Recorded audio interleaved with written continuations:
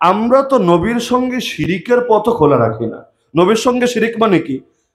নবীর সঙ্গে শিরিক মানে হলো আল্লাহর নবী এক শরীয়ত এনে দিয়েছেন, সে নতুন করে আরেক শরীয়ত ইম্পোর্ট করছে, যেগুলোকে আমরা বেদাত বলি আর কি।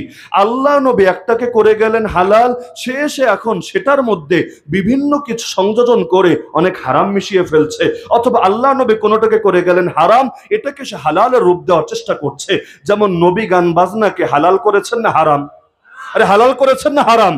এখন তুই কত বড় সুফি হয়েছিস রে পাগলা, যে তুই এখন কাওয়ালির নামে, নবী প্রেমের নামে, ইশকে রাসূলের নামে, মিলাদে নবীর নামে বিভিন্ন নাম দিয়ে, ঢোল নিয়ে, তবলা নিয়ে, বাদ্যযন্ত্র নিয়ে, বিভিন্ন হারমোনিয়াম এবং বিভিন্ন ধরনের এই সমস্ত জিনিসপাতি নিয়ে এবার তুই চেতনার গান গাচ্ছিস, আল্লাহর কথা নবীর কথা সুরে সুরে বলছিস, তো সঙ্গে বাদ্যযন্ত্র মিশ্রিত করা হচ্ছে। অথচ আমার নবী দুনিয়াতে এসেছেন বাদ্যযন্ত্র ভেঙে গুড়িয়ে দেওয়ার জন্য।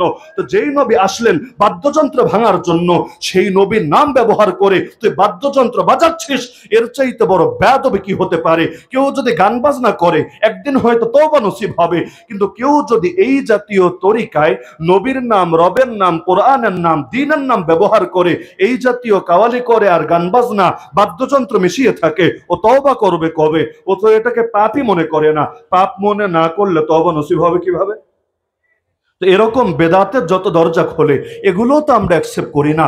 কারণ আল্লাহর নবীর কোন শানের সঙ্গে আমরা অন্য কাউকে শরীক মানতে পারি না।